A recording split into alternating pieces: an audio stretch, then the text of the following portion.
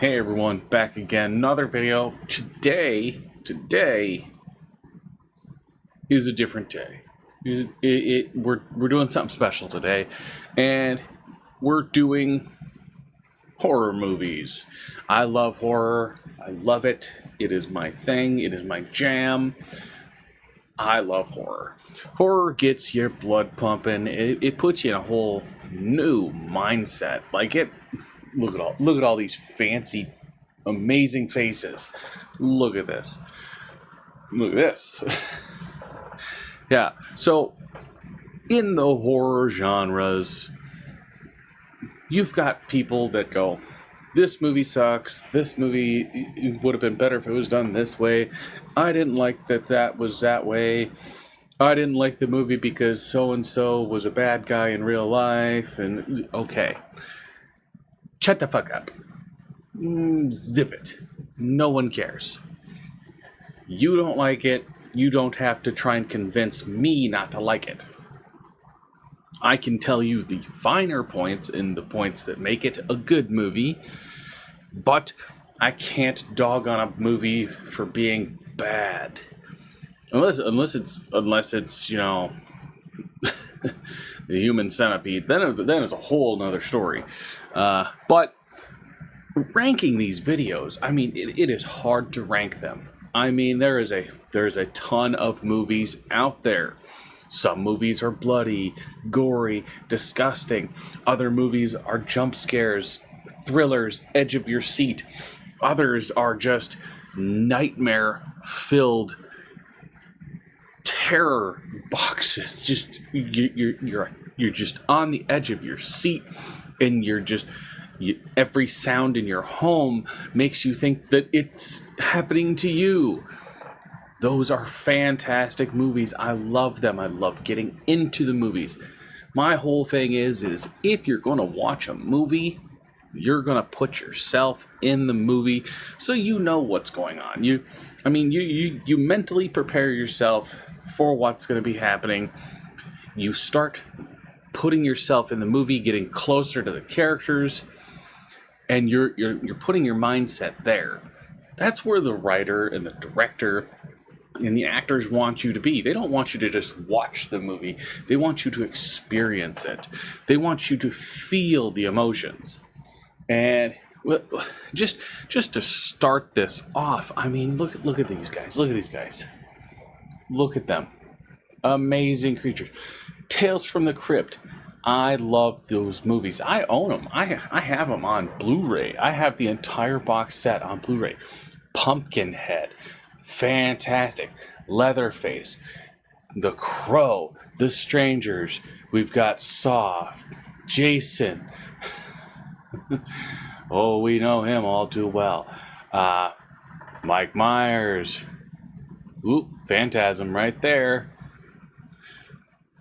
Donnie Darko.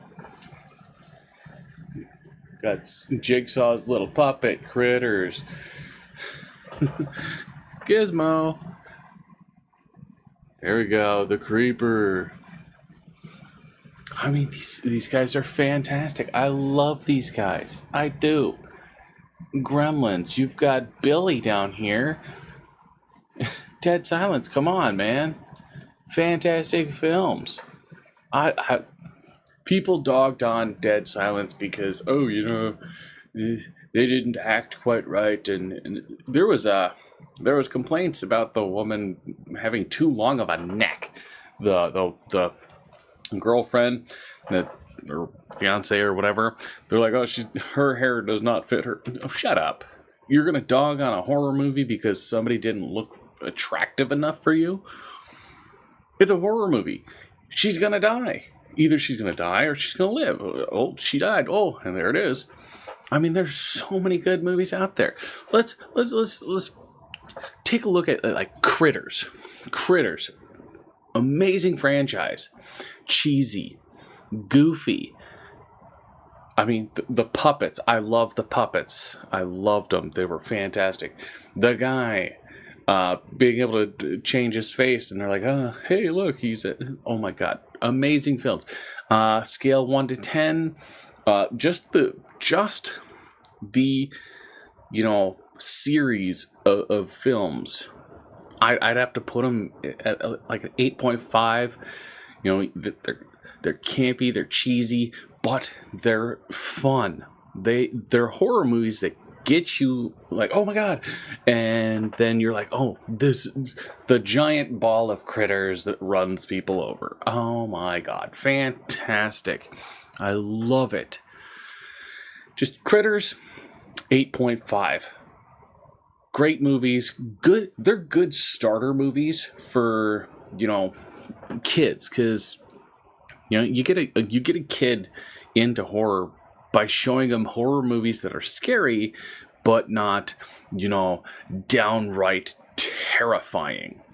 Start them out young. Something it's goofy. Get them the Critters plushies and have them play with them, and while they're watching the movie, and then they're like, okay, this is that, and it's not that scary, because it's like, I'm holding it. It's not that scary. Get them into something like that. Critters, fantastic series. Other ones in that category of silly and goofy, you've got Elvira, Mistress of the Dark. It's so goofy. How's your head? Haven't had any complaints yet. Absolutely hilarious lines. The heel to the forehead gag. I mean, fantastic. The painting, the boob popping.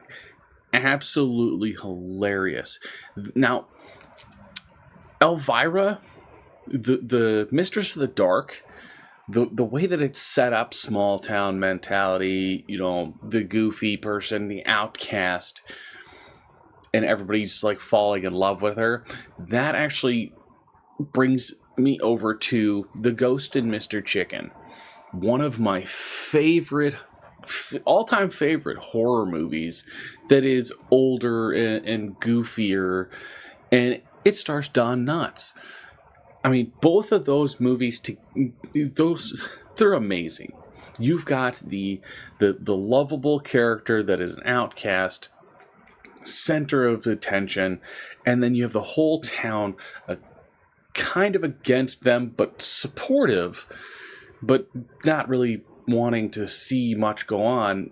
But there's always that one person that absolutely hates them, and they've got to come around and get everybody to go, oh, this one person that doesn't like them, they don't like them because they're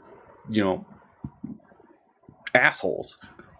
Elvira, Mistress of the Dark, I'm gonna put that one up at like a 9, because I mean, you really get into it. The freaking monster hands in the soup, I mean, it's ridiculous. It's funny.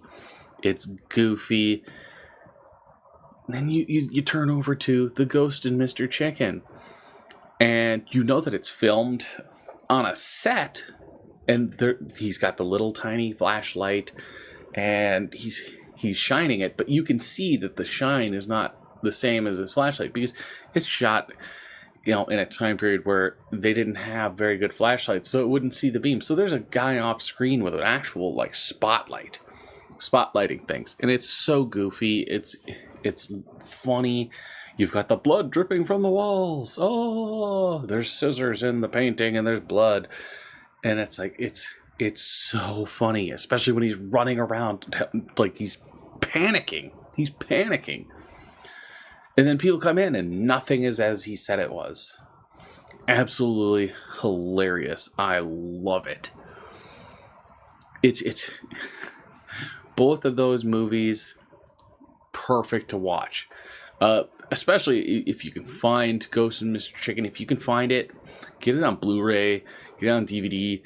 Just have it on hand, because it's something that I like to go back to just to, refresh myself, get myself, out of these types of horrors into something older, just like Legend of Hell House and other movies with Vincent Price. It's like I like going back to those older movies just to like bring me back down to my roots of horror, because I grew up watching horror. One of my first horror films was it. I mean, my brother had me watching that when I was a kid, and it's like, oh my God, I was terrified. And then all of a sudden it's like, I'm hooked. I'm here. I'm here. I'm hooked. Now, when we're talking like horror movies and stuff, The Exorcist, Alien, American Werewolf in London, Texas Chainsaw Massacre, Dawn of the Dead, Day of the Dead, Nightmare on Elm Street, Cabin in the Woods, The Ring, Paranormal Activity, Hellraiser, all these movies are fantastic movies. Now, all the Halloween movies, like, people are like, oh, I like the originals. Oh, I like the remakes. Oh, the Rob Zombie sucked. No, each one is its. You got to understand that, people watch all these Marvel movies and TV series, and they will say, well, it's a different, dimension. It's a different series. Like, oh, this is from, Earth 202, and that's from Earth 504. It's the same thing. You have the original, Mike Myers Halloween movies that carry through, and then you have the Rob Zombie ones, which are set in their own world, their own universe. It's the Rob Zombie universe, where instead of it's, this guy here, it is a completely different killer, a completely different mindset. And then it goes on to the new Halloween Ends type stuff. It's like, yes, they had this whole mindset designed, and then Rob Zombie came in the middle, and it's like, yes, those are different movies, but they're still great in their own universe. Stop comparing the two, because you're comparing two different universes here. You've got the world universe, and then you have the Rob Zombie universe. Both of them, both series together. If you understand the difference between the two universes, you're going to be seeing a whole new light. Understand that the Rob Zombie universe is a completely different universe, completely different Michael, completely different Laurie. Everything is different. The original and the Halloween Ends, those ones, you're looking at a 9.5. Amazing film series, amazing movies, love them. Then you have the Rob Zombies. I give those like 8.8. They're not quite a 9 because, he kind of tweaked a few of the things in there. But, I mean, you got to knock him a point because he's always got the same woman playing all these roles. And it's like, yeah, it's his wife. We understand. He knows her. He understands her. She understands him. She understands his vision. It's the same thing with, the original. Oh, it's the same woman. Well, yeah, duh. That's who she is. But does she play that same role in every movie that director takes? No. That's the thing. We've got the Evil Dead movies. The Evil Dead movies, I freaking love them. Freaking love them. Bruce Campbell, My Name is Bruce. All his Bruce Campbell movies are freaking hilarious. I mean, you've got the Evil Dead movies, and then you have Army of Darkness. Army of Darkness is perfect. Army of Darkness is perfect. And the fact that they made 2 video games based on that character is freaking hilarious. I loved playing, Evil Dead Fistful of Boomstick. I loved playing it. I mean, just you're running around killing deadites. Amazing films. The Evil Dead series as a whole, Evil Dead 2, the originals, the locked down originals. Those are good, solid 9.5 films. They're campy, but they're lovable. The laughing, just everything is laughing in the room, and you got the deer. Absolutely hilarious. It brings you back. You're sitting there, scary, scary, scary, scary, scary. Oh, this is so stupid. It is funny. The hand running around, and you can see the wrist underneath the floorboard because it's an actual person's hand. Absolutely funny. I loved it. I mean, you gotta look at these movies as they're done. It is fantastic. It's a whole world that you're living in. The dancing headless corpse in the woods. I mean, you can't get funnier than that. It's really how it is.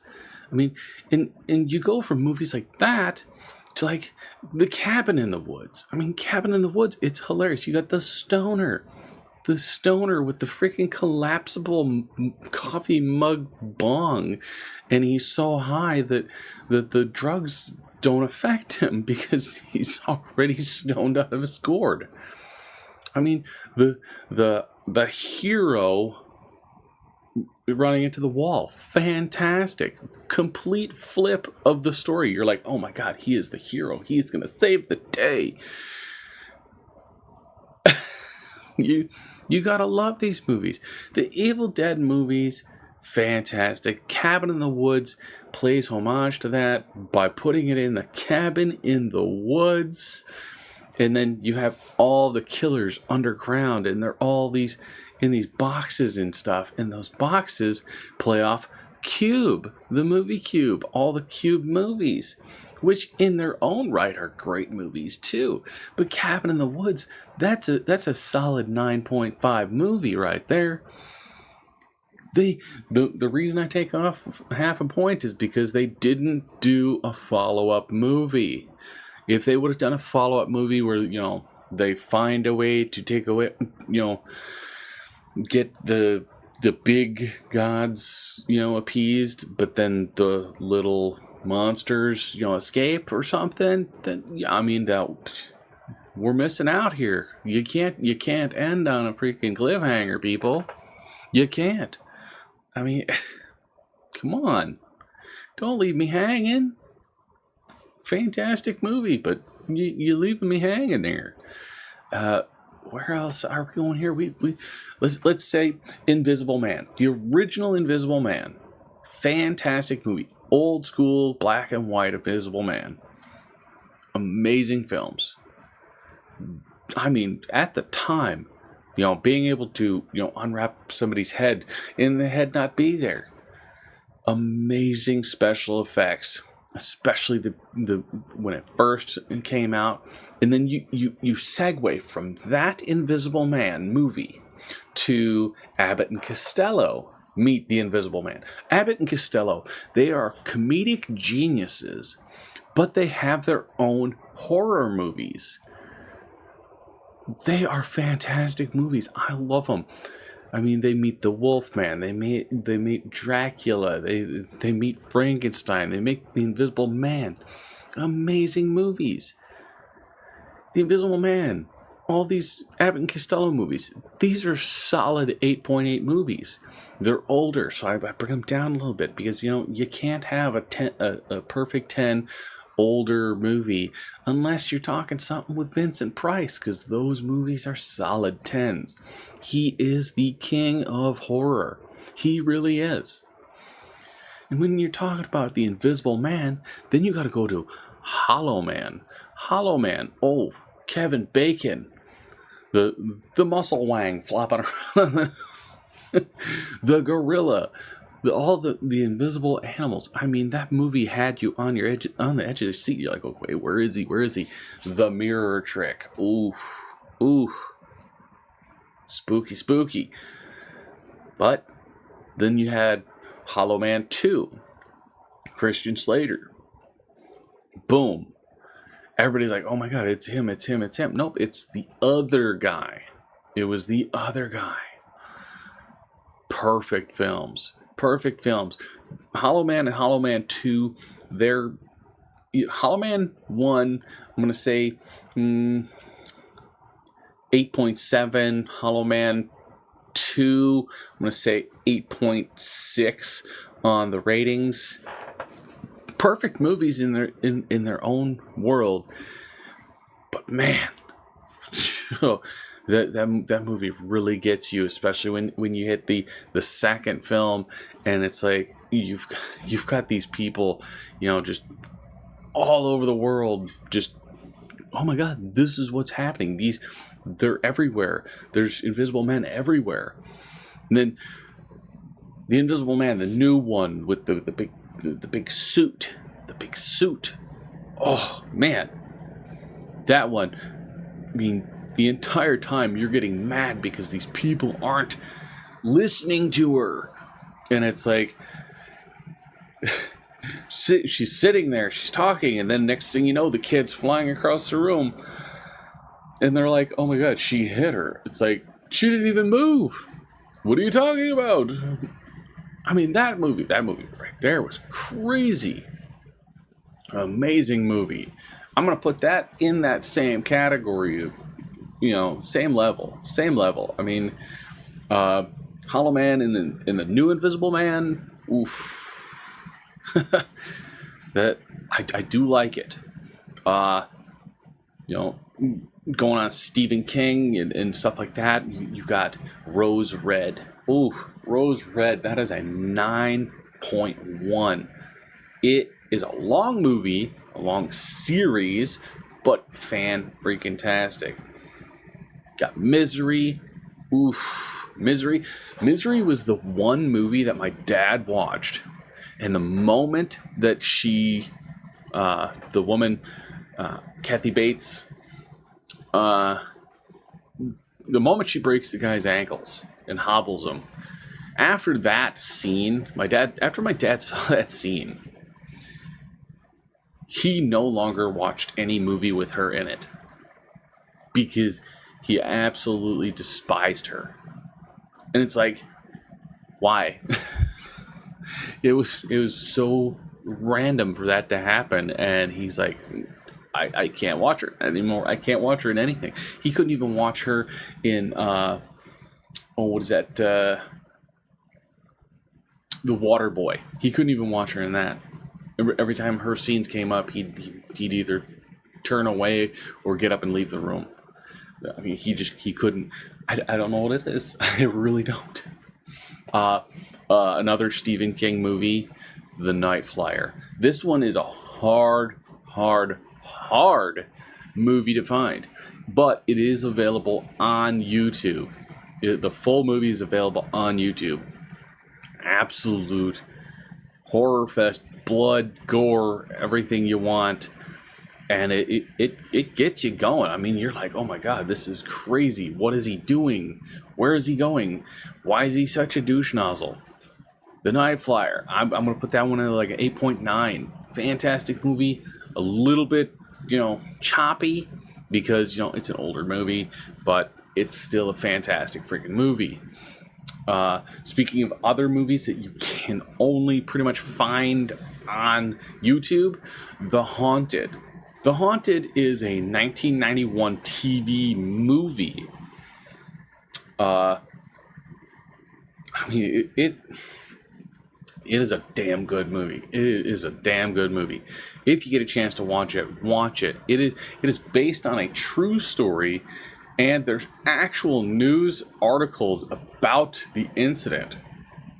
I mean, the church even posted about it, and it's a damn good movie. That one's like another 9.1, 9.2 in there. Fantastic movies. I love them. I really do. All the Child's Play movies.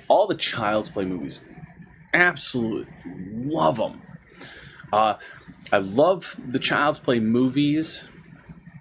And then you have the new Child's Play movies that came out. I mean, you've got The Bride, The Son, all this stuff. As a whole, the entire Child's Play genre, the entire Child's Play genre, not including the TV series, just the movies, we're sitting at a 9.8. 9.8. They played on so much. Oh my god, the eye gouging, the throat slitting, the loony bin. The loony bin. Fantastic. I love it every time. You know, there was a Halloween where I wanted to dress as Chucky, but I could not get the mask in time, so I ended up just going as Mike Myers because I already had a Mike Myers mask and the whole get up.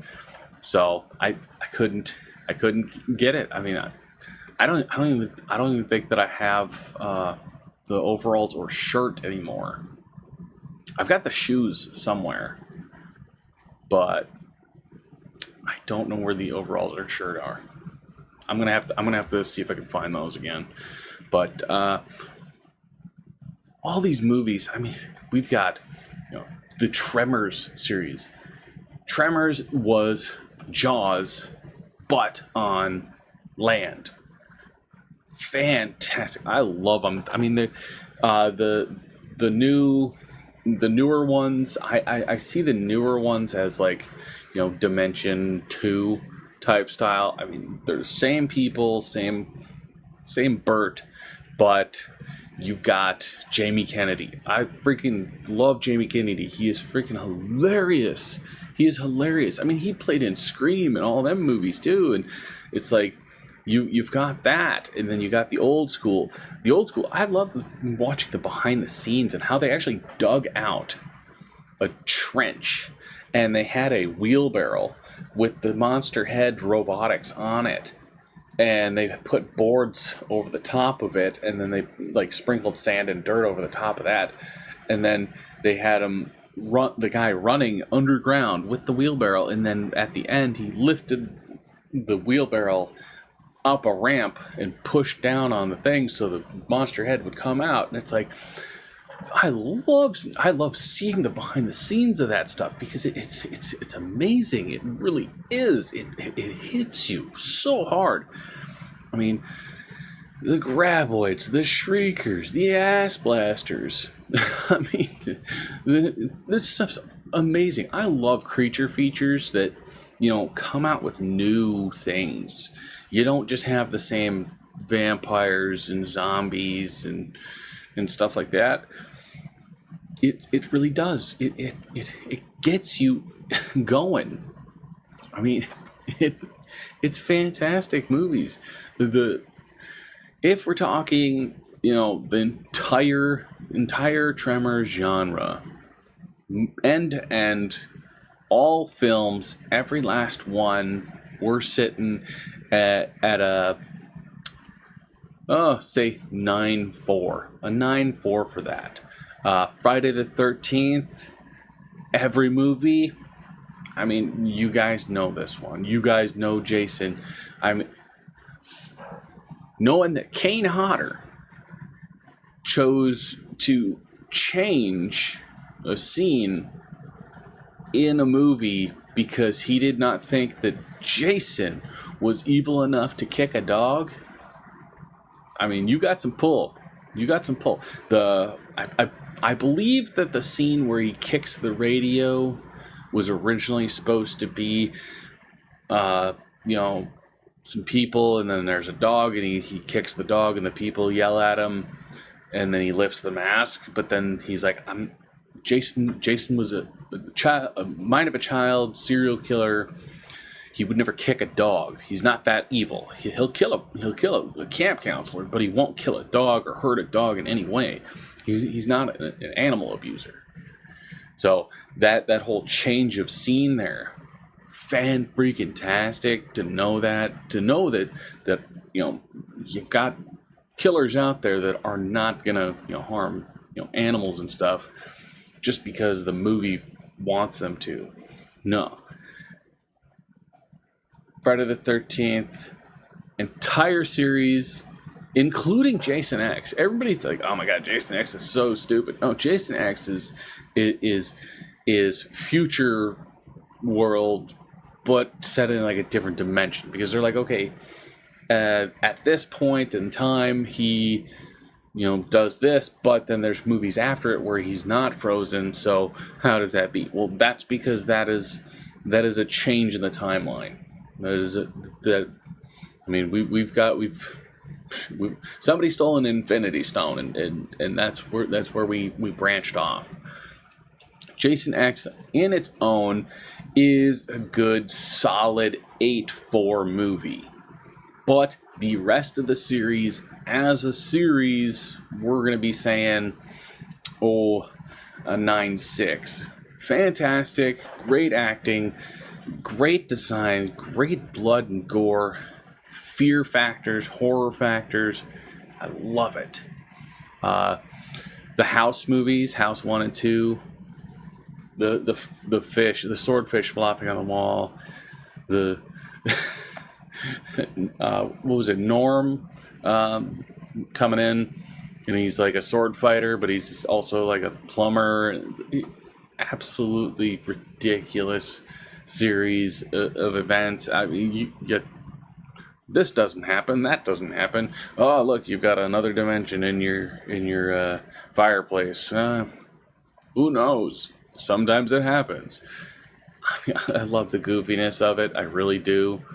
So we're gonna put that at like an 8-2 for both of them. But individually, I'd put House 2 over House 1, just because of the goof factor of it. Just that's just my thing. Jeepers Creepers, the entire series. People dog on it like, oh my god, I can't watch Jeepers Creepers knowing that the third or whatever film, the guy was, shut the hell up. You didn't care when he made Powder, you didn't care when he made the other movies, you only cared because at the point in time you were on that bandwagon. You loved the movie, shut up. The only one that kind of tweaked my gills was the newest one that came out, where it was a completely different creeper. I mean, it kind of threw me off, but in its own right, it is a damn good movie. I mean, him trapping all the people, knowing that that's what he's going to go for. I mean, he knows what he's going to sniff out the fear. That's what he wants. It was a trap. Oh my god, it's a trap. Fantastic. I love it. But all the Jeepers Creepers, every last one of them, we're talking, let's say, 8-4. 8-4 as a total. The House of a Thousand Corpses, all these movies, I love them. I do. I really do. Sid, man, rest in peace, dude. I want to get this guy tattooed on me sometime, just because I love the movies. I really do, and I'm gonna put those guys at a solid 9-3, because they are stupid horror, as in they're designed like a horror movie if that horror movie was a music video. And knowing that Rob Zombie does horror movie music videos, bam, that's exactly where it's supposed to be. It really is. But this is going on too long, so I'm going to see you on the next one.